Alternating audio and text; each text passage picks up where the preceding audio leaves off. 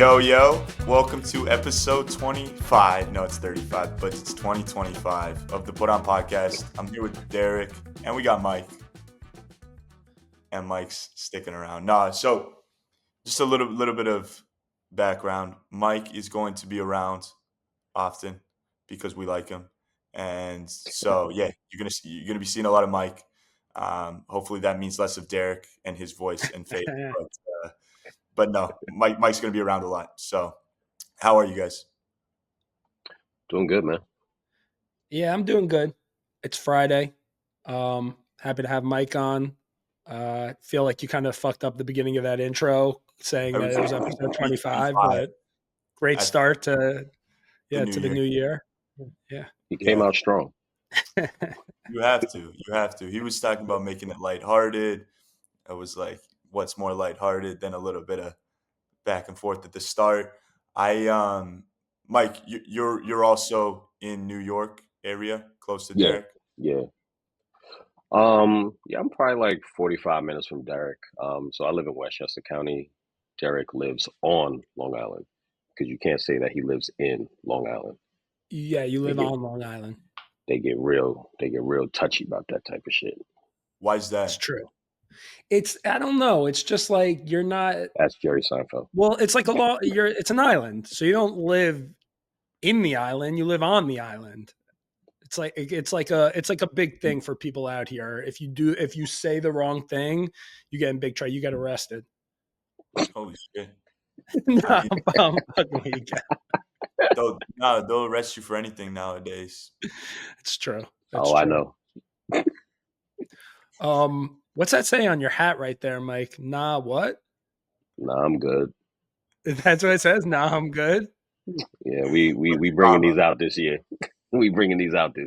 I like that. I think I might need one of those. You got an extra one for me? I got you, man. Nah, I'm good.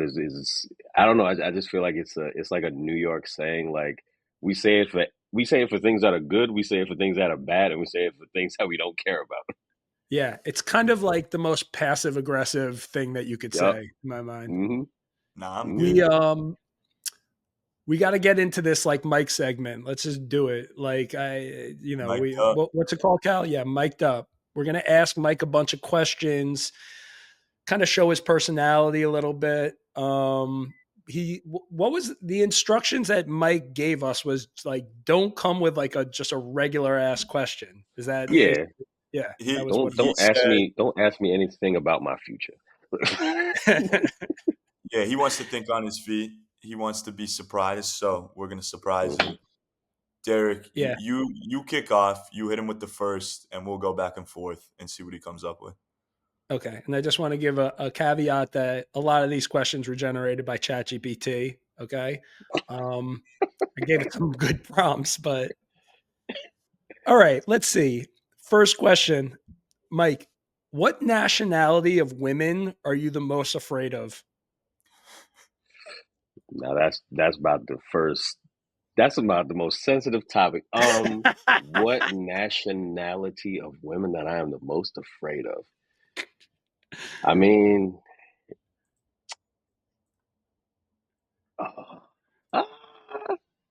it's a mix. So I would definitely say I'm definitely afraid of an older black woman. Yes. Okay. It's just I got trauma as a child. You see what I'm saying? That doesn't. There's nothing you never want to get on the bad side of an older black woman because all they're going to do is tell you about their hardship, and then they're going to make you feel the hardship. So yeah, I would say an older black woman. Okay. I thought there was going to be another one, but that just older black woman. Yeah. We're just gonna go straight in older black woman. Okay, Cal, what you got? What's a conspiracy theory you secretly think is true, or not so secretly? All right, number one, I don't believe in aliens, so we're just gonna get that right. We're just gonna get that right off. We're gonna pop that right off. Okay. So. I think the whole COVID-19 was a conspiracy theory. I think the whole thing, because there were so many videos from like the 1980s, early 1991, 92 about, you know, how the government was going to have us in just vaccines, and that the world is going to condemn and the world is going to shut down. And it's like, you were saying that in like 89. For It's sure. 2020. That's like, people knew some things. So I think the whole COVID-19, they was like, look, America, y'all getting a little wild. Look, world, y'all getting a little wild out here. Let me bring y'all in. And then now look where we are. I think there are a lot of people that feel that way. Like I kind of feel Mhm. that way too. So Yeah. I think that's a good answer, I would say. All right. What's your favorite? He's giving you approval on that one. Yeah. What's your favorite white person saying or expression?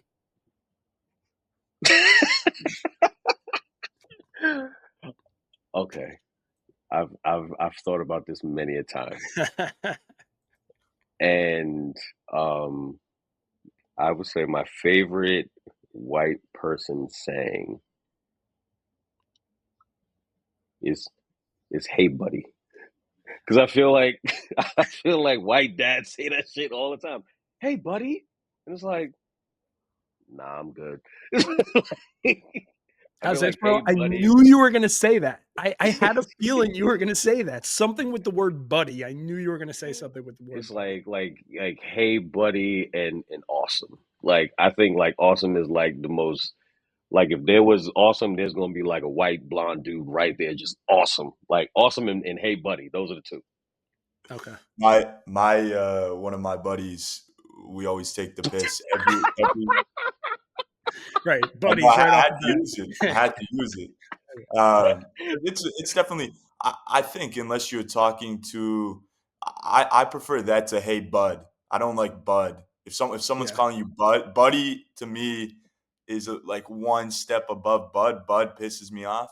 But uh, but what I was gonna say was every time anyone does anything for him or he's like that'll be awesome.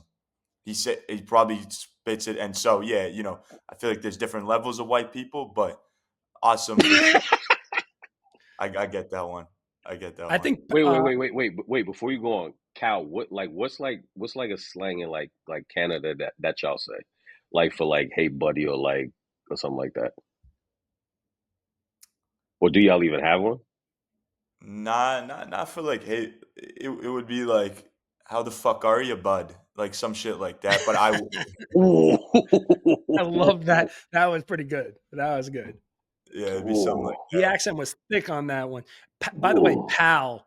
I feel like pal is another word that white people love to say. Who Hey the there, fuck pal. says pal though?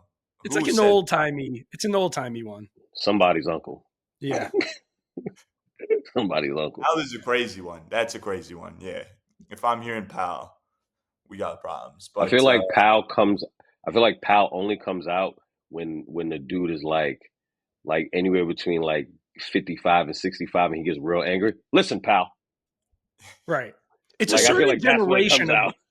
it's a generation of white people that like all of this slang has just been lost, but it was like the golden age of just white people sayings was like people that are now like 60, 70, 80. Mhm. going All up right, with Cal, you go. Okay, my question is, Mike, if you could change your first name, what would you change it to and why? Oh, I was always fascinated with the with two letters, CJ. CJ, Why? Like, cause as a kid, my one of my best friends, his name was Christopher, but everybody called him CJ because his dad was named Christopher. So I always just wanted to be named CJ. I don't know. Like it just stuck. I was like, yeah, that shit cool. Yeah, call me CJ. I'm light skinned. It works. Like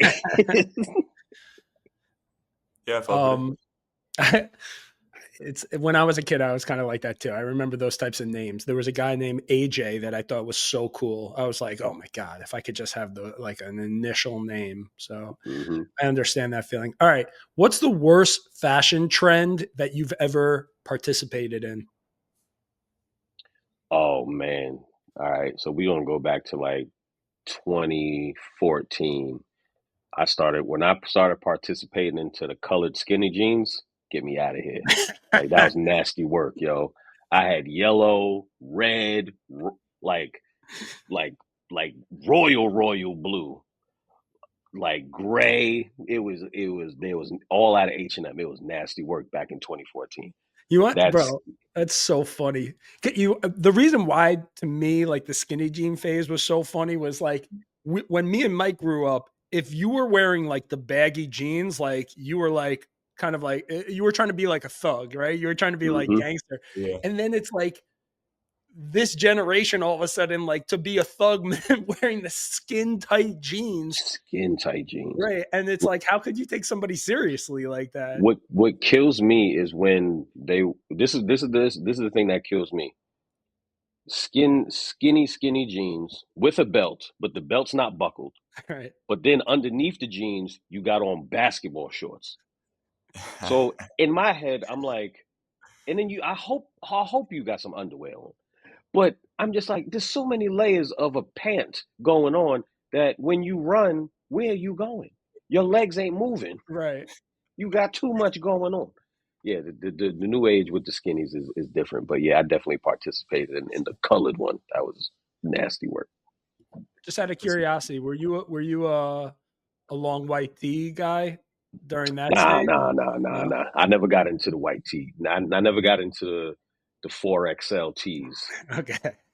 But I went to college in the South, and that's all they did. It was long white tees, shorts that came down to your ankles, and then you wear felines. I was like, this is nasty. This is ridiculous. What college in the South? Out of curiosity. I went to Johnson C. Smith. It was a black college. You wouldn't have been accepted. Where at? What state? It was in North Carolina. Okay, didn't know that. Mm-hmm. Eric, were you participating in the long white tees? I wasn't, but he was on the Armani Exchange. Yeah, I was rocking the Armani. Nah, bro, that was after the Armani Exchange days. No, I wasn't participating in it. The Armani Exchange color, it's hilarious. Yo, Mike, what if you're in fuck it mode? What snack or food item are you just killing, devouring? Gushers and Doritos Cool Ranch. Part. You give me one box of Gushers, I'll eat the whole thing in an hour. It's just on. And then the Doritos, the Cool Ranch, it's like a steak when you think about it, because it got all the seasonings on the top. Sure. You get the nice at the end. Don't put them together though. It's nasty work in the back. Derek, you look disgusted by him doing that. Well, I have two questions. Okay, no, I'm not disgusted. The Cool Ranch Doritos, you like those over the purple Doritos? I don't do hot. I can't do no hot food. I can't do hot chips. I can't do hot sauce. The purple Doritos are incredible. They're not that hot. Okay, I think you're like, I know the bag. Nah, man. They're not that hot. Anything I'm trying to tell you, man. Like you'll say that, and I'll eat, and I'm like this. No, it's too much. The second question is the Gushers. Like when you eat food like that, you really have to know how to chew it, because you can't just like go bite right into it, right? Because it's just like all up in your teeth. Like you have to kind of like. You got to put it in the roof of the mouth. You got. Right. You got to like finesse it, right? Yeah, you get a nice little massage up there. It's nice. Right. It's a good time. Okay. All right. My question is, what's an underrated movie that doesn't get the love it deserves? Good question.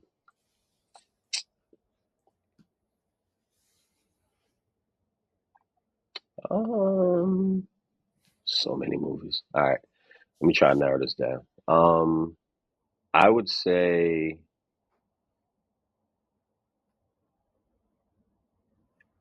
Coming to America, the first one, doesn't get the love that it deserves. I'm serious. Come on. Hey, that doesn't get the love it Coming to America, it's a literal like classic movie that everybody that's beloved. I don't think it gets the love that it deserves, man. I really don't. I think that movie what Eddie Murphy did in that movie is what everyone does now, right? And no one really goes back to that movie because that was the first movie where he played multiple characters. And Arsenio Hall, he did it. So it's like, I don't think anyone really goes back that far. They go to Nutty Professor, but they don't go back to Coming to America where it originated from in the 80s.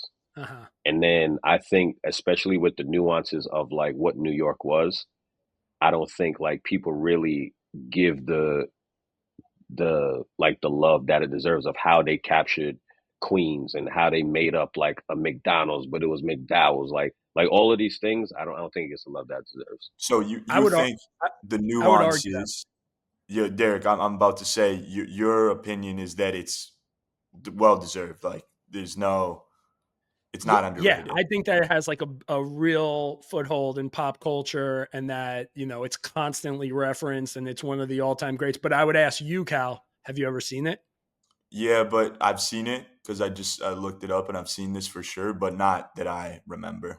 This is an old. I feel like for me. In other words, you've never seen it. Right? Eddie Murphy, bro, McDougal, or whatever McDougal's. You go to McDougal's? Yeah, I don't remember loving it. Wait. For All sure. right. I got a better one. I don't think Cal's gonna know this one either. But Speed with Keanu Reeves. Ooh, that's a throwback. Yeah, Sandra Bullock's first movie, Hot right? Sandra Bullock. Yeah. It was her first movie? Yeah, pretty much. I think so. It was like 1995, I think. But it was about Keanu Reeves plays this bomb cop, and Dennis Hopper he's like this demolition guy, and he's putting bombs all over LA. And he puts one on this bus, and all of these people are on this bus, and if the bus goes above 60, if the bus drops below 60 miles an hour, the bus will blow up.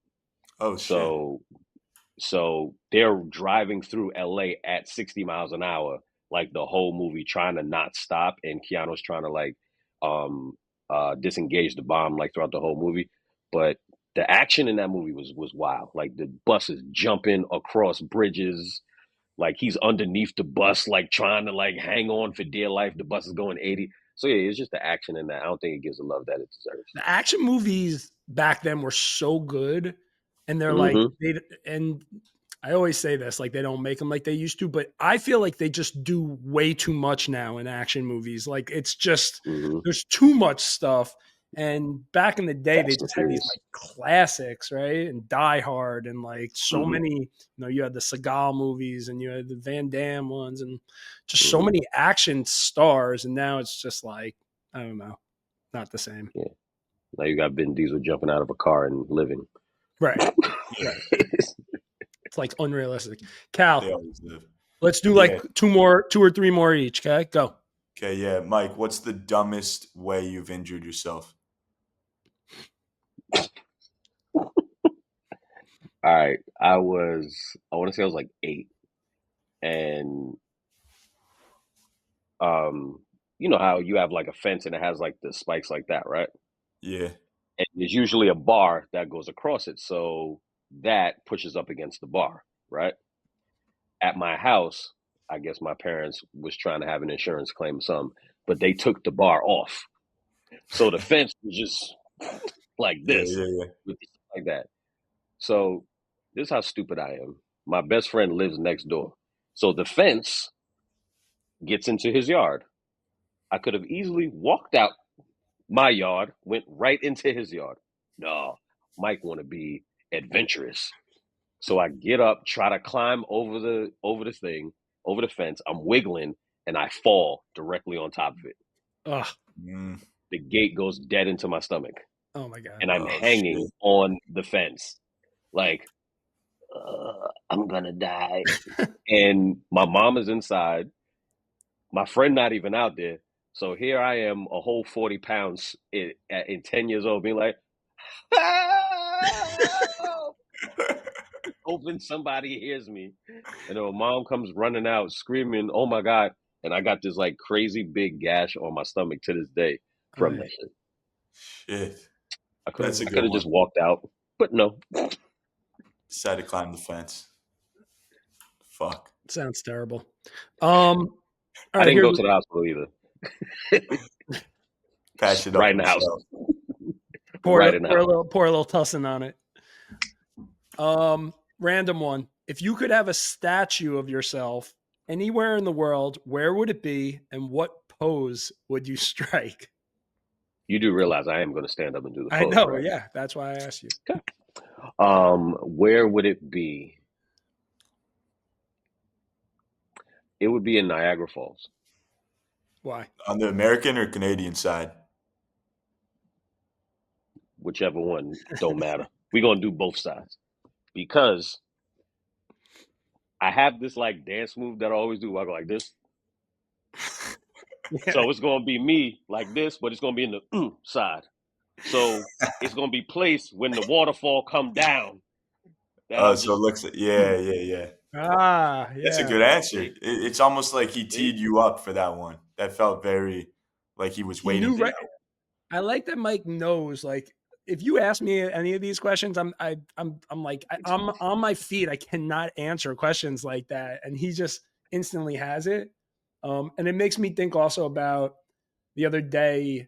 I see this a lot in sports now, like Amon-Ra St. Brown. Like when he celebrates, he does a lot of like dick celebrations now.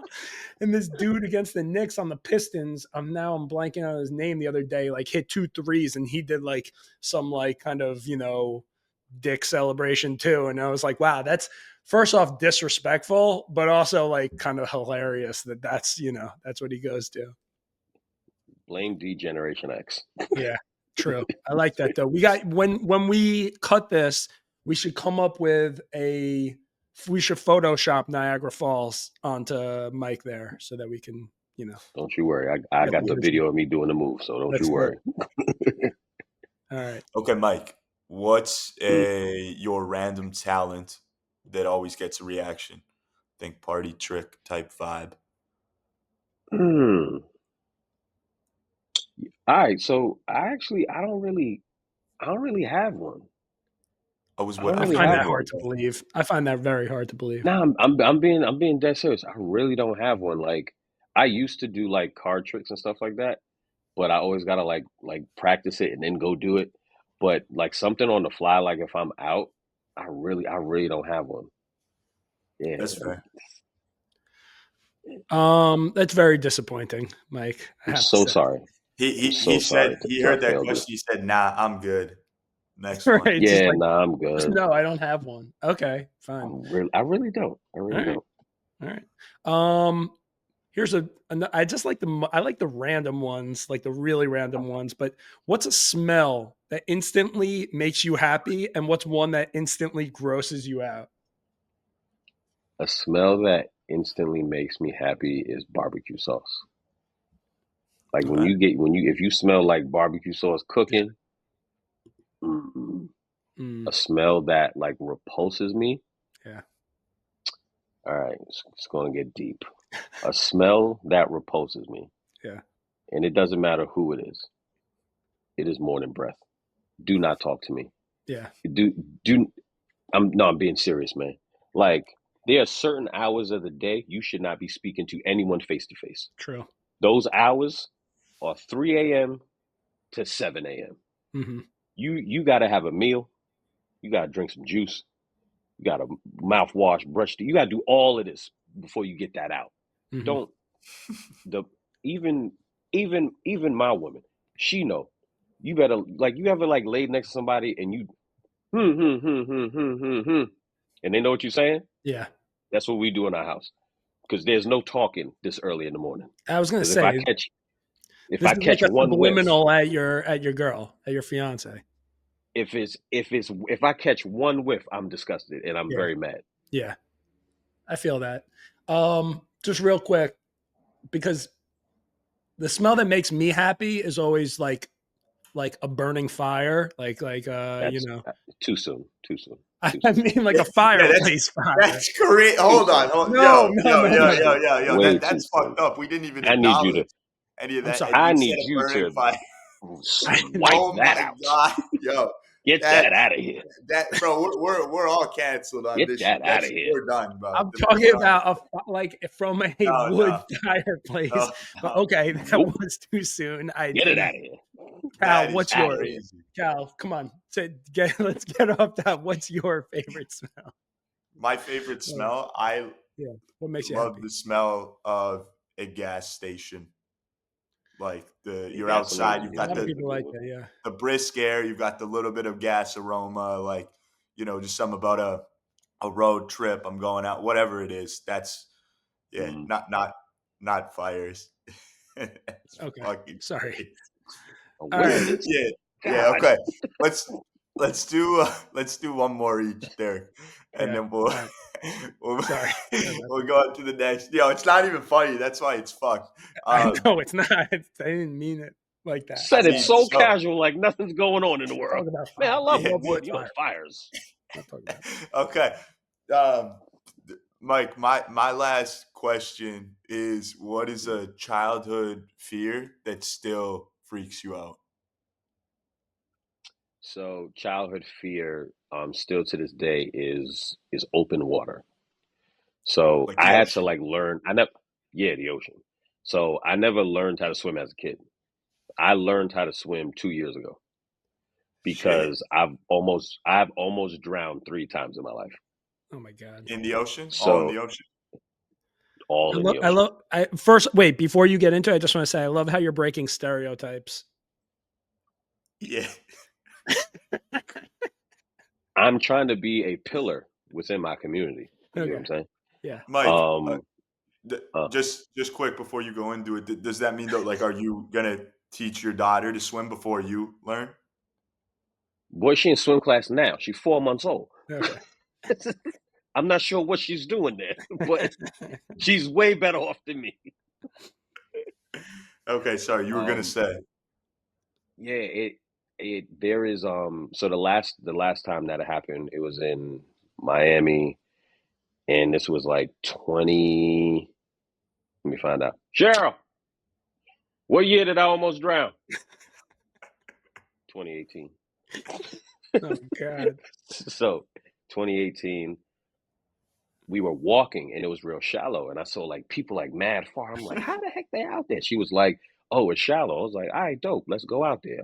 And I'm doing my thing, and then we start drifting, start walking, and then the water got dark, and then the bottom fell out, and I was like, oh shit. So I'm literally, that's what I was doing. It's not like exaggeration. It's all I knew. And then I always knew that I could use my arms. Like, I could swim, I can go, but I can't last. You know what I'm saying? Yeah. So this lady was in front of me. She wouldn't move. I got tired. I couldn't touch the bottom. I'm dying. My fiance is trying to save me. I pushed her down. She died for like 5 seconds, came back to life. And then she just started pushing me, and she's pushing me. And all I felt was, if this was the bottom of the ocean, all I did was this. My whole life came back to me. I was like, oh, thank God. And I just bounced my way into the beach. But yeah, open water is still to this day. So now where I'm at is, even though I can swim, I'm good. We're still cautious. We're like, oh, Mike, we're going to go dive in. You dive in. Right. Give me a ladder. Give me some steps. Hey. Something. That's fair. Yeah, I think that's valid. That's a valid one. Mm-hmm. Yeah. All right. Last one, kind of like off of the whole being in the ocean. Let's say you end up on a desert island. You can only bring 3 items, but none of them can be useful for survival. What are you bringing? Nothing, because I'm going to die. No, come on. It's like 3 items to like just keep you entertained. I don't know. 3 items. Nothing for survival? What? I'm meaning like you entertainment. Yeah, like I don't know. What do you bring? You can't bring water. You can't bring something that's be tactical with your answer is why he's doing it. Entertainment on my way out. All right, cool. First thing I'm gonna bring is a lot of snacks, a lot of candy. Hold up. I feel like the food is a like you can't bring Yeah, I food. can't bring no candy. No, Well, no, but that's a survival thing. yeah, That is a survival thing. yeah, it is. You're eating food. There's no way food can be allowed in this question. This is not the right question. All right. What? All right. Damn. So I can't bring no generator? For what? A generator for what? Because if I want to bring a TV. Richard, Yeah. then bring a TV. Yeah. TV. That's All right, what but I was need a thinking. generator. I need power. Okay. Yeah, so you can bring that. All right. Yeah, sure. Can that be one thing? Like it's a Yes. combo pack? Sure. Great. My generator and my TV. Okay. That's one thing. Second thing I would bring is notepad and pen, Okay. so I can write out my last wishes and pay for airplanes. Maybe it might get somewhere. Help your boy out. Totally. Journaling. Yep. And I think the last thing I would bring is my dad's wedding ring. Why is that? Keep it sentimental. Have something with me when I go out. Uh-huh. Mm-hmm. You keep thinking about it like you're going to die there. I never implied that you're going to die. You said I'm on a desert island and Yeah. I'm the only one there. Yeah. And I can't bring nothing for survival. So someone like is gonna see you at some point. Flare gun type vibe. Yeah. You're not in not, Derek's case. I can't bring anything. Well, the whole point wasn't to You so that you could, bring food to eat or bring, something that you could survive. It's just like kind of like what would you bring to keep yourself mentally, stimulated or pass the time or entertain yourself. That was I think that was the gist of the question. It's fine though. You kind of took it in a whole different direction. Dang. I gotta bring a hot spot. Yeah. All right. I think we put a bow on the mic'd up section. Maybe we bring it back some other time. Let's get into the put-ons. It was good. Yes. Let's get into the put-ons. Number one, we are going to start with creators. Mike, why don't you hit us first with a creator? Yo, and then you go, D. There is this crazy workout dude. His name is Dean 92. He makes these super fast 0.2 second jump cuts of his entire day, but it's super cringy. It when I saw it, it was like everything was like because he gets so vulgar with everything. It's like he takes the toothpaste, he jams it down, he throws it in his mouth. He's you remember that movie Crank when he with Jason Statham? Yeah. And when he gets hyped up, he's like so and it's just he works out, he takes a shit, he cooks his food, he jumps in the pool, he just does all of these super cringy just super aggressive, that's the word I'm looking for, super aggressive things and throughout his whole day, and you're just sitting there watching it and you're like but Dean 92, and the only reason why I liked it because it was something that was jarring and I had never seen that before. Does he do it every day? He's got is it consistent every day. single day? Every day. Shit. And you can tell he's doing the same routine for the morning, when he wakes up, but then in the middle of the day it changes. Got you. Dean 92. It's interesting. Sounds like something that somebody would have a seizure watching. Yeah, that's exactly what you don't get agita. Yeah. Man, look him up. It's oof. Derek, you? Yeah. I have two creators. Should I go one and give you one? Yeah, and then we'll go back. Yeah, let's do that. Okay, because both of my creators are kind of in a similar vein.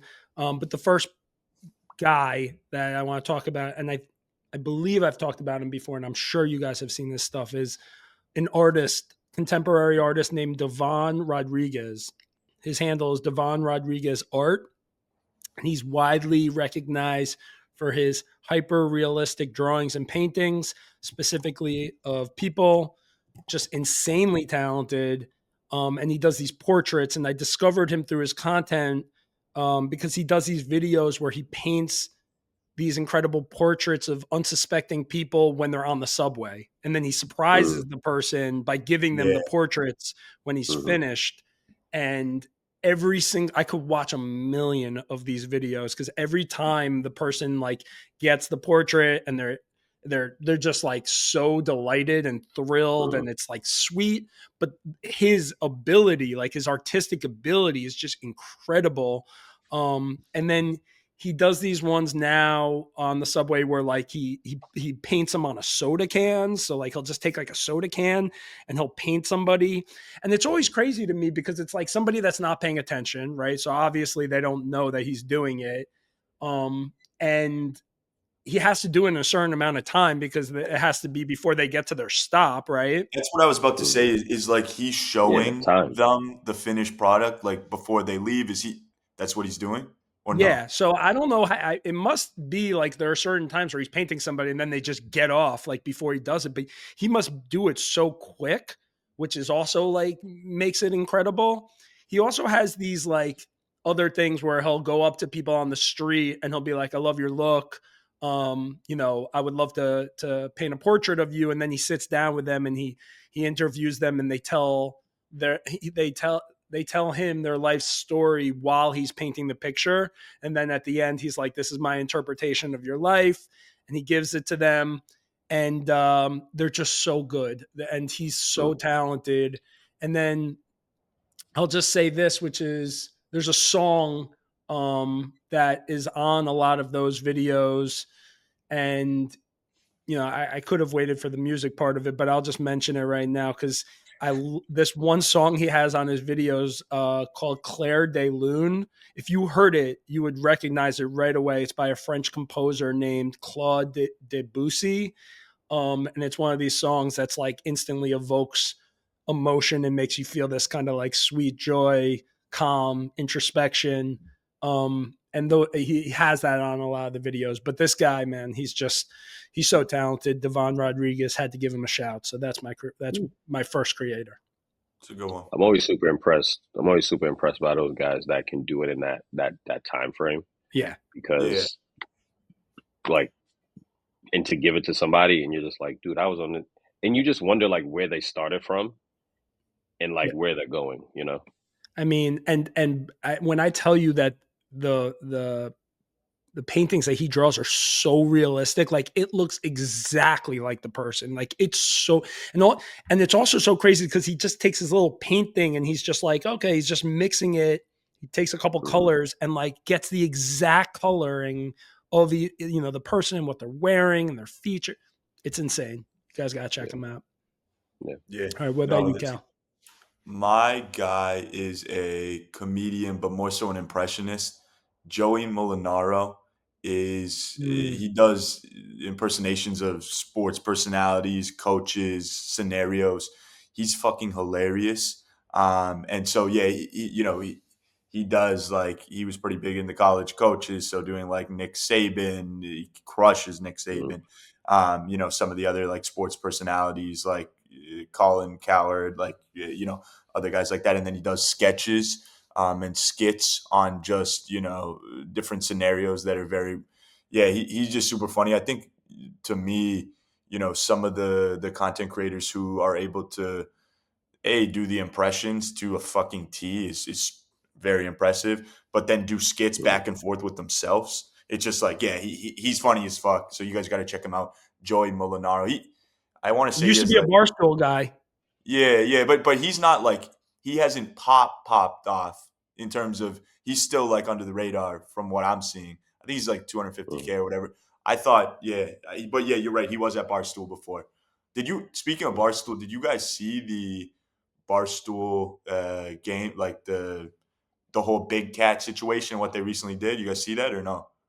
The thing where it turned out that he was originally from Boston and Boston he's sports not fan. from Chicago, but just the it was like Survivor, but I forget what it was called. They do like the Barstool. Yeah, they do some Survivor style thing. And it was just like the Mike, the last episode of that or whatever was an hour straight of everyone just shitting on Big Cat and kind of tearing down his personality. Apparently, he's a dickhead. From what He's a dickhead for real. no, just like kind of fake. There was a lot of stuff on the. I need to watch it, but the Barstool Connect just reminded me of that, the whole surviving Barstool or whatever it is. So I was curious if you guys watch seen it. that. Yeah. Not watching it. Yeah. What's your last one? I got one more if y'all let me. Yeah, jump in Mike, real go. quick. You go. So there's this page that I follow just because it's just like pure entertainment. Y'all ever see like the it's called Street Beef Scrapyard? Nope. So it's this, I think they're down in like Georgia or something like that. But they create a ring and people literally come in and just box. Like people that they think that they can box or people that have never boxed before. And they have these like sanctioned fights in like this somebody's like random ass backyard. And I'm like, the fact that people today are just so like everybody thinks like they can fight because they watch UFC on TV. And then they get into a ring with another person and they just wailing on people, just no stops, no regulations. And they got like 1.2 million followers, people watching this shit all the time. And I'm one of them. Because I'm like, the fact that y'all really, it'd be like, they'll come up with like some random name. They're like, I'm Kick Bucket Joe. What? And then there'll be that one guy that's like an actual boxer. So there was one video where there was a dude that was an actual boxer, and it was just like scrawny kid, and he was like, "Yeah, no, I'm not doing this." He was like, "You in there? You got to do it." He's like, "Yeah, no, I'm not doing it." And the dude just comes in, just punches it right in the face. I'm like, "See, no, this is not right." But yeah, I'm big into the scrappy fights. That reminds me of this last summer when I was in Thailand. We went to a spot where it had a boxing ring in the middle and you could box for free drinks. And so for 5 hours straight, we sat there and you watch different people box. So what they do is they get one person who's like down to fight. They walk him around the ring, put his hand up, and then they try to pick out someone from the crowd to fight him. Normally, they try to match him up from like how big they both look. But when we were there for it was like 5 hours, nonstop fights. And there were probably some guys who were like 250 plus fighting guys who were like 150 and they no boxing ability. And they just come in fucking like swinging, like putting their heads down, like just jamming. And then sometimes the place I was at would screw them over and they'd throw a Thai guy in who does like proper Muay Thai and he'd be fighting like a white kid or like, and so this guy would just like knock him out, like kick to the head. They'd be fucking, bro, the amount of people who were getting injured at that spot was crazy, but that's what it reminds me of. Like we saw that shit live for 5 hours. It was hilarious to watch, but a little scary for sure. It always seems like there's an audience, no matter like what decade you're in for this type of content. Because when you were saying all this stuff, the first thought I had was Kimbo Slice, right? Like from back in the day, like backyard fights. Then I was thinking about, and I never watched this back in the day, but I had friends, but like bum fights. Like they used to have like videos, right? That people would watch bum fights. It's like, just like crazy, just people, there's some like animalistic kind of thing where people love to watch people just get fucking destroyed. I've never been that type of guy. And even with UFC, which I've gotten more into, like, but it's still hard for me to watch. It's still hard for me to watch somebody just get like, especially when they get knocked down, and then all of a sudden they like, fall back and then they're still getting punched in the face. Yeah. That's hard to watch. That part is scary for sure. What's your? I think you got one. Yeah, I got one more. And again, it's an artist. I have two artists on this one. It's another contemporary artist based in Australia named Werner Bronkhorst. The ad is at Werner _ Bronkhorst. He does such sick fucking paintings, bro. With this guy. Yeah. Bro, I was watching his videos yesterday. He's done the golf ones and he does the freaking like bro. I know Werner. Bro. Yeah, I love his pieces. I need one of those pieces. So Mike, what it is like this guy, his name is Werner Bronkhorst, and he's known for like these large textured landscapes. And then he does these miniature figures within them. So like he'll create these like canvases, these textured canvases using like acrylic gels, and they form these abstract backgrounds that resemble natural landscapes. So most of the time they're like all blue, and he'll take this like thing and he'll like just like put it across. Like the first time I'm watching, I'm like, what is he doing? And it's just like this whole blue kind of textured landscape. And then he'll take like a fine, I don't even know what the fuck they call it, what they paint with. And he'll just like paint like a little guy on a like windsurfing. And then you're like, oh shit, this is just like the ocean. And it's just this little figure on the ocean that it's like, but it's so beautiful looking. Yeah. And so if you watch some of his videos, it's like that. I saw the same one, Cal, of like the all green, and it was like golfers. And then sometimes he'll do like these like roads with like little cars, and all of them are very satisfying to watch. And basically there's some sort of symbolism that he's, doing with his art, kind of talking about the dynamic between humans and like the overwhelming natural world. And so, I have to get one of those pieces one day. It's just so dope. I was just looking right now to see if he has anything for sale or what the prices would be or anything. I don't see on his site anything for sale, but yeah, this guy is crazy. Those pieces are dope. And it's interesting. I will just say it's interesting too, how like a guy like this guy or a guy like Devon Rodriguez that I was just talking about, it's like now they are able to get so much exposure over social, and I have to imagine it's going to raise their prices of their art, and really kind of like it makes them famous just from like these videos, which is it's interesting on a couple levels, which is like, one is, I think in the past, if you're an artist, like how do you get the word out about your art? Like, it's like, you got to put it in a gallery, or you have to, I don't know. And now it's like, not only do you have to be an artist, like sometimes you have to be a content creator to promote the art, just like the way that, if you want to be a podcaster, you got to cut the clips, right, to promote the show. And so it's, you have to be multi-talented in that way. It's another form of art, right? Like the content is a form of art in itself, and it's content about his own art. And so I find that interesting. And I don't know, just, those are the two guys that I want to put you guys on to. Yeah, no, those are good ones. So next up, music, songs. Yo, I just want to go first quick and know from both of you, is Tweaker hot or not? You guys actually know that is. It's the LiAngelo what's his song. name? The Ball brother. LiAngelo. Who? LiAngelo Ball. Oh. Cal, say the famous line from the song. Whoa. What is it? Come on. Mike, I might swerve on the corner. Whoa. Yeah. You know the song. Something like that.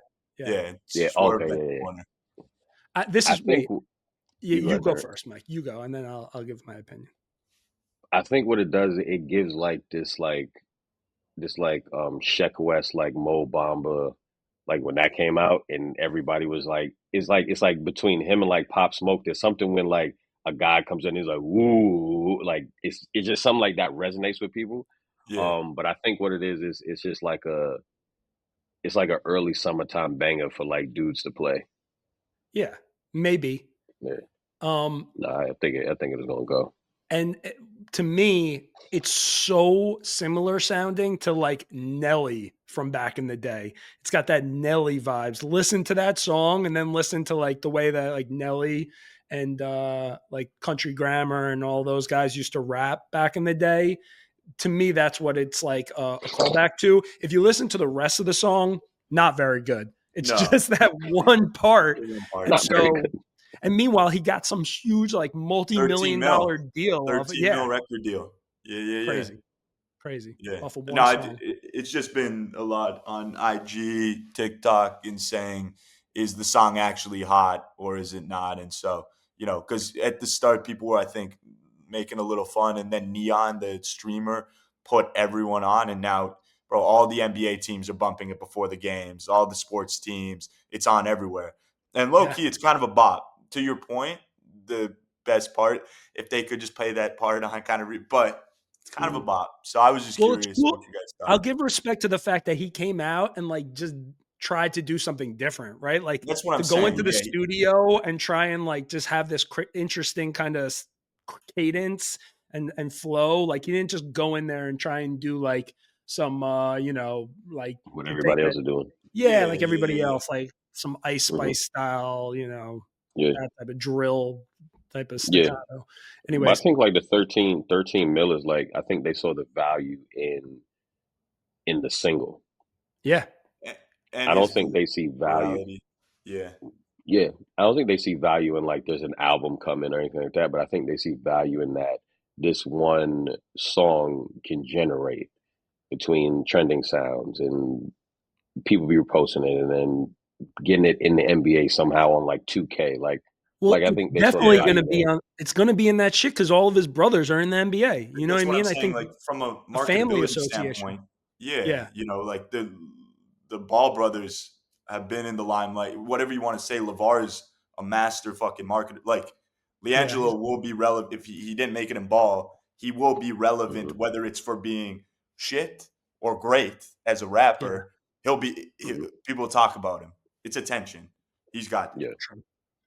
But Derek, what's your music or songs? Okay, so I mentioned the other song before.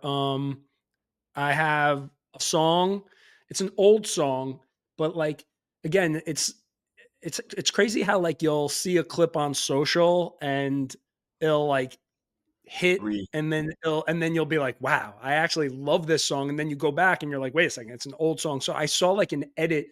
It was my high school basketball team did like a highlight clip of their team, but they did it to an Erykah Badu song called Didn't You Know? Mike, you know that song? Yeah, of course. And it was just like, and I love like when you see something like sports to like music that you don't expect it to, like you think it's going to be to like some just like, up tempo rap song. And this song was just like a smooth, whatever. Anyways, I've just been playing this song like nonstop since then. It's just got such a good vibe, great driving, in your car. That whole album is fire. Yeah. And I think she's somebody that I feel like doesn't get her flowers, like she's got such a crazy style. And I feel like she's been very influential to a lot of different artists. So just, that song, Didn't You Know? Check it out. It's a great one. Mike, what's your? So mine is, this guy named Mochakk. He's Brazilian. Bro. Yeah. What? I had this as a okay, go. I love it. Go. I fell in love with Mochakk because it's just his look like catches you like immediately with the mustache and the mullet and the tattoos and the piercings. Second, he's just like really nice. Like when you watch an interview of him, he's just like super nice. But then third is that he smiles all the time, like when he plays as a DJ. And his music is bringing me back to like traditional house music that makes you want to dance and makes you want to continue dancing. And the vocals that he puts on everything is with like old school like gospel singers and stuff like that. So Mochakk has been the person that I've played in my sets like all last year, but who I listen to, like I'll put on his like sets that he'll do and I'll let that run for however long that is going to be on. I've had his name as like a guy that I've been, and every single time that we record, I'm like, should I talk about him now? Should I talk about him now? So it's crazy that you mentioned him, but to me, he's the most expressive DJ I've ever seen. Like the way that he's just like, he does like the fist bumps, like with on the beats. Love him. And the handlebar mustache. He's so like recognizable. Yeah. Great call. Yeah, someone was telling me about him recently. He's kind of blowing up a little bit as of recent, right, Mike? Like he's coming on the scene. Yeah, he's blown up over the last since like July. So he's like taking off. Yeah, didn't he do some like pop up like performance in the city recently, or maybe like a couple of months back somewhere? Yes, I can't remember where he did it at. He did it down in Soho. Yeah. I want to say it was. I forgot. Maybe it was the pizza shop over on Damn, I can't remember where it is, but it's like down there by like Amy Leon Dore and stuff like that. You got a song or two that you would mention of his or no? Jealous. He's got a song called Jealous. Yeah. I'm gonna download it. Jealous. Yeah, I see I have this one song. It's called "Defunk." Have you heard of that that one? one too. Yeah, That one one is too. fucking fire. I Mhm. love that Yeah. song, featuring Joni. Good shout, Cal. You got any more? I have one more. No, you go. I just wanted to tweak her. Okay. Just a quick one.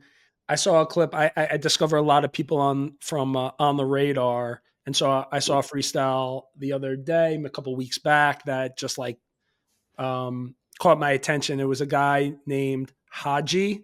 Okay, his handle is now I'm forgetting it. What is it? Hadji, and it's at Hadji Hadji Gaviota Gaviota. He's a rapper from Queens, and I haven't really even checked out his catalog so much, but this on the radar freestyle was just it caught my attention because he looks like a school teacher. He's wearing a tie, he's wearing glasses, and he literally does a whole freestyle about being a teacher. And it turns out he is a school teacher. So like he really leaned into it. Yeah. And he's, and the sample on the freestyle is like almost like a Linkin Park song. You would recognize it if you heard it.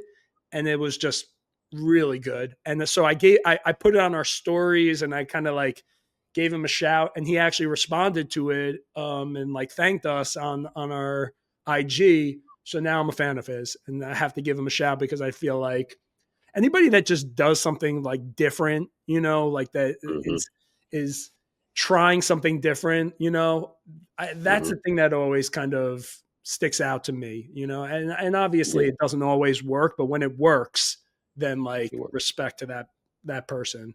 And so Hadji, I could see him blowing up. I think this on the radar freestyle, it's just very clever, very fucking clever. So check that out. We'll share it on our socials. Hadji, good one. TV shows. Mike, you call it trash TV. But for me, yeah, all day. What's your trash TV? Dude, I am all about 90 Day Fiance. I'm in it, boy. Storylines, I'm in there, yo. This season right now, I need Benny to just get his passwords back from old girl, from Ari. I need what's the bald head dude's name again? You're talking to us like we watch the show. I don't watch the show. I don't watch the show. Yo, what y'all doing? Come on. I don't know. You're putting me on. Why do I have to watch it? Yeah, 90 Day Fiance. Do y'all even know what the show is about? It's something about they get married in 90 days. So these are people that are usually met online only, right? They're on a sugar baby website, or it's like the random white dude finds like the Colombian girl, shit like that. And they have and they're trying to get married in a certain amount of time, 90 days. So they meet, they connect, they've been talking for like 3-4 years or some shit like that, and then they come to America or to that other country to meet. But this season right now, they're on an island at a resort trying to work on their relationship. So there's like 8 Cheryl, how many couples is on 90 Day Fiance? Yeah, last resort. How many couples on there? Like 5 couples on there. But it's just the beauty about this show is like you're looking at people that they really think like they found like their person, right? And like some of them haven't had sex in a while. Some of them are been talking to the other person on Instagram, and then they get crazy and they start throwing water and shit at each other and soda, and then they start fighting, and it's just you gotta watch one episode. I'm deeply into it because I just want to see one of them work. I don't care if none. I just need to see one couple come out on top. All this bad reality, all the bad reality shows you get invested in. It's just like there's a reason why it works. There's a reason why people are so addicted to it, is because you get invested in these dumb characters and these dumb storylines. And next thing you know, you're watching it and you're like totally engrossed in it. But I think that's the point, right? Is like it's about the characters and the personalities. That's why you've got the people throwing fucking shit at each other, and they have to be crazy. They have to be out there. If it's just your average Joe, it's not TV. Right. No. And I think TLC, they got it. The time, it's 90 days, and it's just like, so there's some constraints there where they have to. Constraint. Yeah. All right. Did either you guys, because it's like the most grossing show on Netflix or whatever, did you guys watch the first Squid Games, and then did you watch the second one, or are you guys not into that? I watched first one. I like bits and pieces, like the first one. Okay. I didn't watch the second one though. Because the second one came out end of December, and the first one I thought was well done in terms of the actual production, and I was like, I wasn't sure where they'd go with the second one in terms of like, did they do another Squid Game, whatever. But I thought that it's not as good to get into. Like the first 3 episodes are slow. I think there's maybe 6 or 7. If you can get past the first 3 in the second season, I actually think the second season is as good after the first 2-3 episodes as the first one. It was very good. But you have to watch it in, I don't like it dubbed. You have to watch it in Korean with English subtitles. Way better that way. Oh, because most people I know will watch it in English. It doesn't connect. Dubbed. So it's not. Yeah. It's not the same. It's different. So if you do watch, but it was as good. So that's my TV shout. But Mike, that 90 Day Fiance, I'll watch that one episode. I'll report back. Wait, have you guys watched the Mr. Beast games yet? Yeah. I haven't. Yeah, those were dope. Yeah, I don't know, man. He just, either if he's creating these ideas, genius. If they're being given to him, great. But I just think that it's very cool to watch a guy that young be able to create so much influence now, creating his own game shows. For sure. And especially like giving 97 people like $20,000 just for like staying in the game. People are like fighting for their life trying to get on these damn game shows. He's crushing. Yeah. Mr. Beast is on another level for sure. Hopefully he buys TikTok. Yeah. But Derek, what you got? Podcasts, yeah?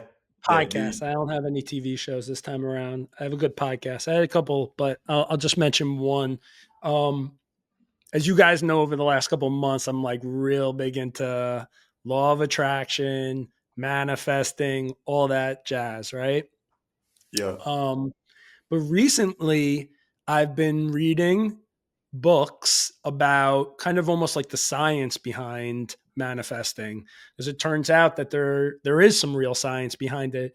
And then randomly the other day, I caught a clip of the Mel Robbins podcast with a guy talking about this very thing. So I went and listened to the entire podcast. And so the guest that she had on was a doctor named Dr. James Doty, I think is his name, who's a very successful neurosurgeon and neuroscientist that's done a ton of work around the science behind manifestation. Okay. And so, right away, it kind of had my attention. And basically, this guy has a really interesting backstory, and his whole thing is about that manifestation is grounded in science rather than mysticism, even though I kind of believe it's a little bit of both.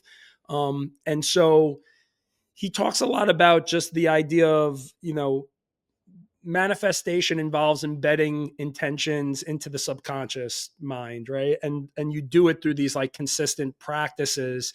And he talks about what those practices are. And I've started doing them off of this podcast, but what they are is like writing down your goals, then reading them aloud, then reading them silently, and then visualizing them, right? And so this repetition activates the brain's what he calls the default mode network, and that's responsible for self-referential thoughts and daydreaming, and thereby you align your focus with your objectives. He's talking about negative self-talk. He's talking about the role of compassion and service, both towards oneself and others. But it's such a powerful interview. And there's two things that kind of stood out to me. One is that this guy is like so successful. He's got like so many accolades, but you could tell he's really in touch with his emotions. Multiple times within this interview, he's crying because he's talking about like basically his childhood and all these people that were really influential in his childhood, and different moments throughout his life were just like ups and downs, and you could tell he's just really in tune with his emotions. But the second thing is, like I said, there's a lot of practical kind of takeaways from it. And so I talked about that exercise, but the ones that I'm implementing myself is, he says every morning what he does is he does a breathing exercise to start the day. So for a minute, what he does is he breathes through his nose, and then he holds it for 4 to 6 seconds, and then out through his mouth. And he does that for 1 minute, right? That's it.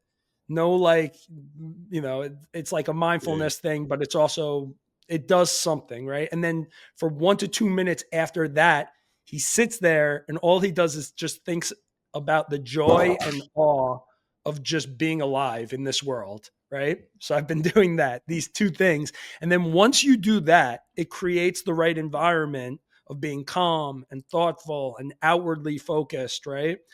And then what you do is you sit down, and then whatever intention or desire you have, that's where you're in the perfect place to manifest. And you do this exercise of writing it down, reading it silently, reading it aloud, visualizing it, visualizing the actual feelings of how it would feel, and doing it over and over. And you're using all of your sensory organs.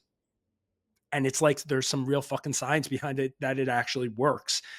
And like I said, I've been trying to do it for the last, say, week or two. Do you feel any different?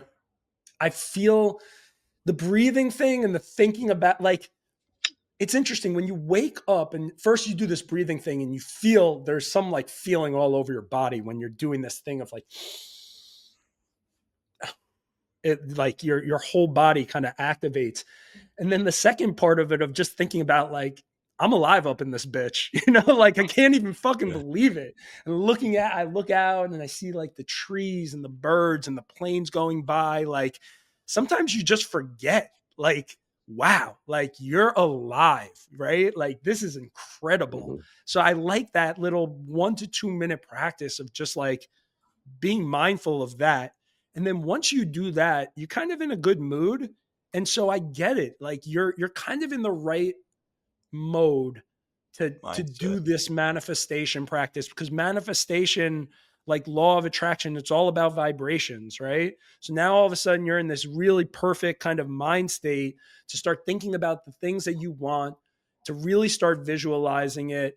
And I love knowing that there's real science behind it, that like this guy, and you have to listen to this podcast to understand it, but it's not surprising to me that there's science that kind of supports it. And it really kind of, I don't know, there's something about it that makes me really excited about it, because I'm such a believer in the practice. I don't want to give too much away. Just definitely give it a listen. It's very, very inspiring. And, the type of pod that kind of can change your life if you really kind of are that, of that type of mind. Like it spoke to me. So I would say, check that out. That's the pod. Mm. Any questions? Any thoughts? No. No. I mean, yo, I have a quick thought. Is just that like I'm on that tip too, and I have shit written down. I write stuff on my phone, whatever. And it's one of those things where I saw a clip, and it's like, figure out exactly what you want. And we've talked about this before, and then work backwards, right? And I think it's one of those things where you go to where you want to be, but you then tell yourself, okay, I am a multimillionaire. I Right. am this house owner. So now in your mind, if you tell yourself that enough, you believe it, right? Like I am what do you think Jordan was doing? I am the best. I am the best because Right. now he's the fucking best. So it's one of the things where like, you tell yourself something or you're constantly, even if it's not true, you then kind of trick yourself into like, oh yeah, I am. And now you fucking make that happen and you figure out, okay, now I need to do this to get to this, but I'm already this. So this is just what I'm doing to get, you know what I mean? And so, Yeah, right. The writing I am and the saying I am, it's your brain doesn't know the difference between I the real want thing and, or I and am, or it's Mhm. like like, you're activating your subconscious and man, it's a really crazy thing, but like it's tough to learn how to actually do the visualization. The visualization part of it is like the biggest practice. The trying to have the it's actual tough. feelings of Yeah. like you're seeing yourself in the highest form and like what it would be like, like how that would feel. But Mhm. that's how you're supposed to do it. That's how you activate it. So I don't Because know, all the man. other stuff jumps in, Yeah. And then all of a sudden distracts you, pulls you out. the universe starts figuring it out for you. Like it's like magic. But bro, Hmm. the one thing I will say is like it is like magic, but then like you think about like brain waves and radio waves, like how the fuck does like that work? Like if there is, I was watching a clip the other day about a pilot talking about like you have to have your phone on airplane mode because they don't want the radio waves to be like kind of messing Yeah, with their thing. I saw that too. Hmm. Like radio waves, like phone wave, like things you can't see. Like, so there's some real vibrational shit out there in the world that Well, I yo, like truly believe in. What? was it you and I talking about the whole direct from source thing and like in terms of your energy and your Yeah. vibrations? Let's say you go Hmm. out and you eat McDonald's or you eat all the processed shit, right? Yeah. All of it is not coming directly from source, so you're now feeling shittier, and then you're not able to execute in terms of your goals, what you want to do. Like, so it's one of those things where it's the healthy. I think you're talking about getting to where you want to be, but there's also that aspect of like to be in your purest form, you need to do things that allow you to be in that, whether that's, the health tip, which is interesting to me. But And I think to a lot Yeah. of people, though, it just sounds very woo woo. But once you actually understand it and really read it and like, really grasp it, it changes you. It changes how you think about things. And I think then there's no turning back. Like you're in this Mm. mind state of like, okay, I could get whatever I want. I could Yeah. I can have whatever experience I want. And you also see the negative things that you do that attract the things that you don't want. Anyways, but the I could talk biggest about this piece, the forever. biggest piece in all of that, and we should end that here, but the biggest piece is the ability to control your thoughts. Like Mm, that is what this is all about. Your Yeah. awareness that okay, I can change this. I'm thinking about this. I need to, and most people, let the negative get to them, let the positive go too high, get too low, do all the shit. But you can fucking control your thoughts and how you feel. It's all on yeah, Yeah. you. which is easier said than done because we're so fucking hardwired, with Hmm. For these sure. negative thoughts, right? These negative tendencies. And also you're getting a million fucking things coming at you, in That's your life. brain from Yeah. social media. Like there's so much Distractions. Yeah. stimuli. Yeah. It's done on I agree. purpose for sure. But All right, guys. is that a wrap or what? yeah, I feel like that was a good spot to end in the sense that it was more than Yeah. just put on to end. It felt like a very powerful conversation, if you want to call it Agreed. that. Yeah. Gave true insight. Yes. Well, yo, that was fun. The three of us is going to be happening more often, like we said. Um, the banter was good. Yeah, the one moment was crazy, but aside from that, uh, I'm having fun with that one. Sorry. but no, on a all serious, yeah, I thought that was fun. Yeah, till next time, gents, buddies. Appreciate it. Yeah. Later, guys. Later. Thank you for tuning into the Put On Podcast. If you enjoyed this episode, make sure to subscribe and don't forget to follow us on social at the Put On Pod.